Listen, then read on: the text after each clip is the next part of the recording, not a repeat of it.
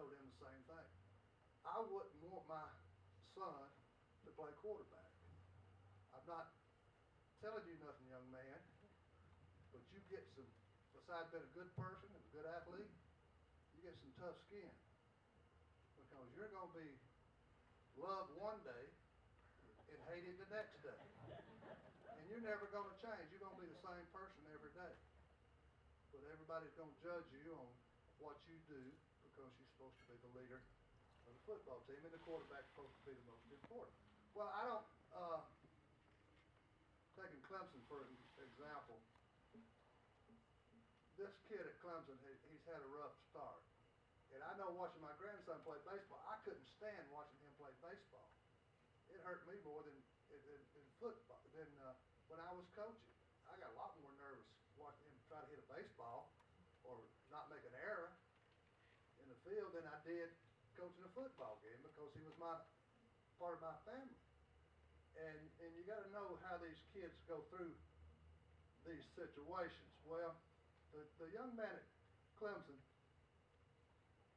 he's had a rough week, and I don't necessarily believe he deserves that. Yes, he made some errors, but I wonder how many times they ran those plays, because all you heard from the week before was Watson's back and Watson's ready to play. And if you'd been the quarterback for 4 straight games and then put back on the bench because the other kid is a better football player, no doubt, then how much or how involved are you going to be in that week's work? And then all of a sudden you got to play. Well, the first thing that I would never do as a football coach, ever do, and I can go back to 1977 and 1976. I was playing at the University of Maryland when I was an offensive line coach, and Rex Barnes was a defensive back. Maryland was the king of the hill back then in the ACC. And they had a 7-0 right before halftime, going into the locker room, going that direction. I can still see the play right now. Jerry Claiborne was coaching at Clemson. I mean, Charlie Pell was coaching at Clemson, and Maryland was Claiborne was at Maryland. Well, they run a play to the right, going towards the lake, and they throw back a screen pass to the left, and Rex Barnes picks it off and goes 95 yards. And it's 7-7 at halftime against the defending ACC champions, and we're not a good football team at all. So I would never, ever, ever throw a football across the field, sprinting one way and throw back near the goal line. And I would never give a kid a read when you sprint to one way, and if you get your receiver, which he missed, he should have thrown it, but he did not opt to do the first read, and then he rolling to the right and turns around and throws it blind to the left, throws it 35 yards.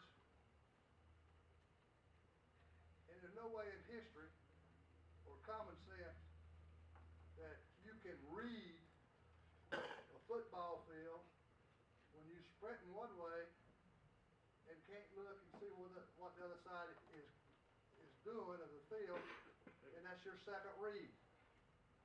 That is crazy.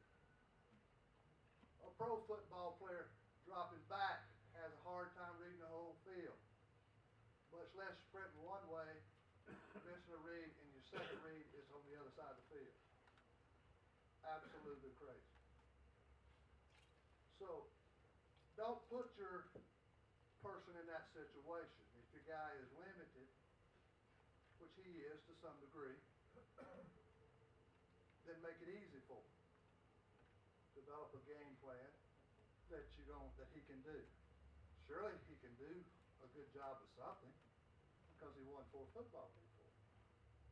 So the mistake I think they probably made at Clemson, and I can say this, and I'm sure you people are getting in trouble, but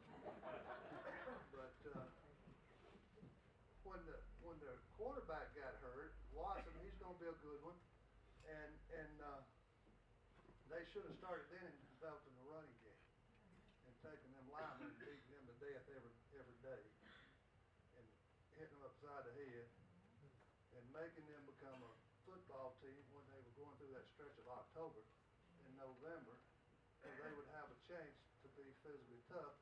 Now, they could have probably nearly got there if they would have started last Monday and beaten them to death.